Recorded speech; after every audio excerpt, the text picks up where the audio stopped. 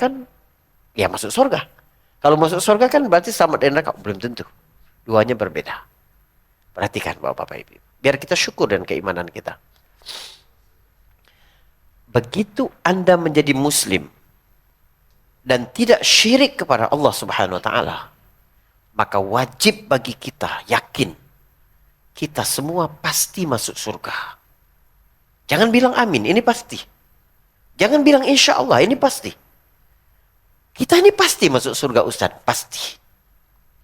Kalau kamu tidak yakin, ada dua masalah di situ. Pertama, kamu tidak yakin dengan keislamanmu, bersyahadat ulang kamu.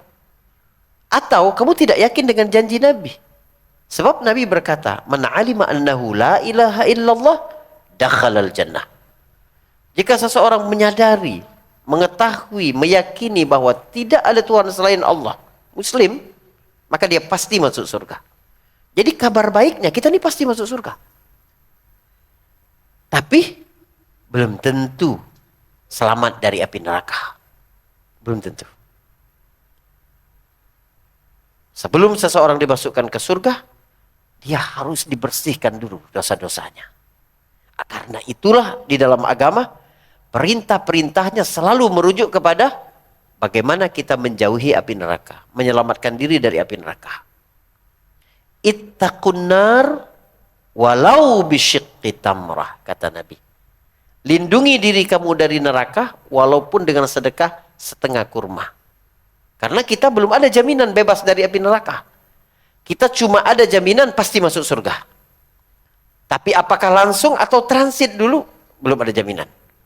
Maka kamu sedekah. Jangan menganggap remeh. Sedekah sangat efektif untuk melindungi kita dari api neraka. Tapi saya cuma punya uang 2.000 rupiah. Walaupun setengah kurma, kata Nabi. Apa kata Allah dalam Quran? Ya ayyuhalladzina amanu qu anfusakum wa ahlikum narah. Wahai orang-orang yang beriman, jagalah dirimu dan keluargamu dari api neraka. Subhanallah. Lihat. Di ayat itu Allah menyebutkan sukses personal dan sukses secara family, keluarga. Mana disebut kepala keluarga yang sukses? Kepala keluarga yang sukses adalah yang dapat membawa anaknya menjauh dari neraka walaupun satu langkah. Kamu dapat mendidik anakmu, sekolahkannya jauh-jauh, membuat dia berprestasi, dapat pujian manusia, punya penghasilan yang sangat besar.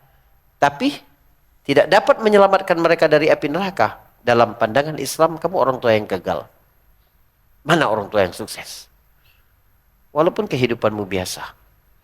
Tapi anak-anakmu lebih takut kepada neraka. Lebih hati-hati pada halal haramnya penghasilan mereka.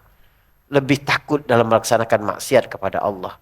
Menjaga, ya, saling menjaga dan menasihati agar berada dalam kebaikan. Kamu orang tua yang sukses.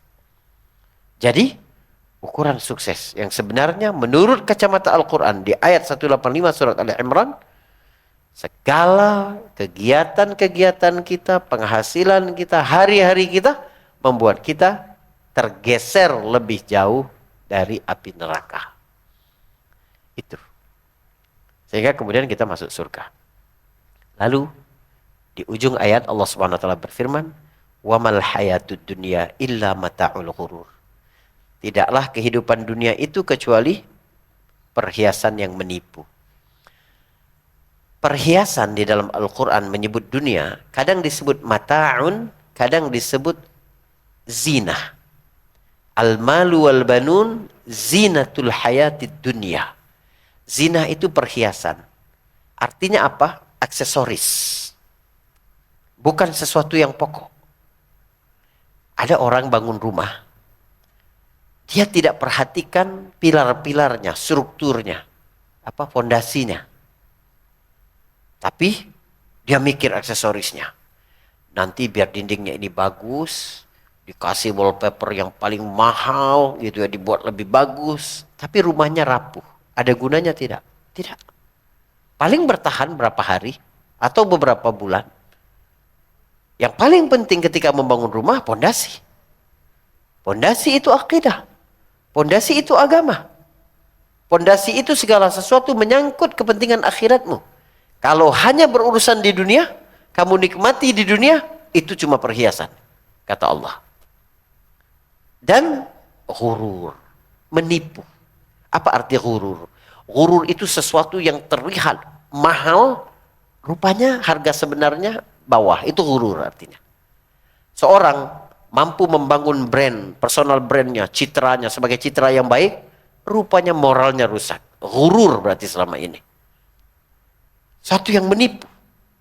Kita dengan dunia begitu.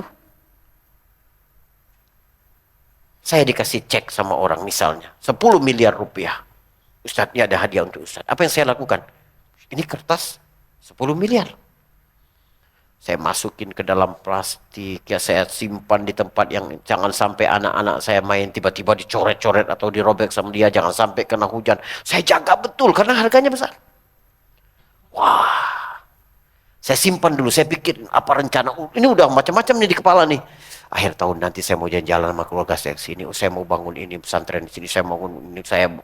Oh banyak tuh macam-macam. Sebulan cek itu di rumah saya. Ada kawan saya orang biasa ya dengan bank surat-surat berharga. Saya tuh mau nukar cek di mana ya?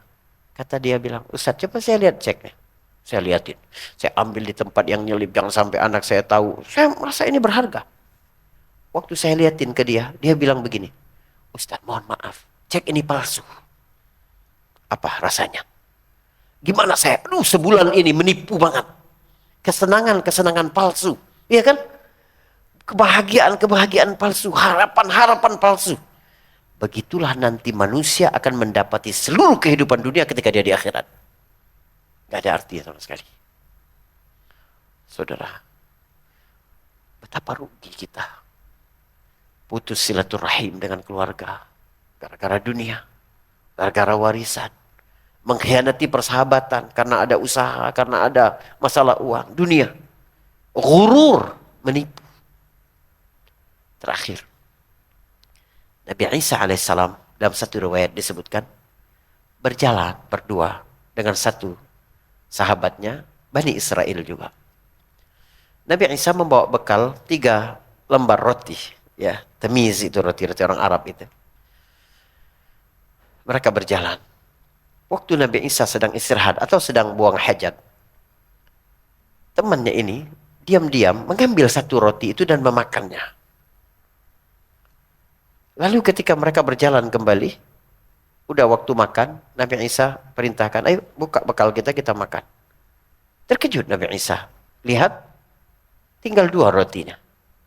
Kata Nabi Isa, kemana roti ini yang satu lagi? Temannya bilang, enggak kok, cuma 2 dari tadi.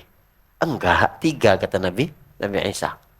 Dia bilang, enggak, 2. Ya sudah, kita makan aja satu-satu kata Nabi Isa. Makan mereka satu-satu. Lalu melanjutkan perjalanan. Tiba-tiba berjumpa dengan ada 3 gundukan bukit pasir di depan mereka.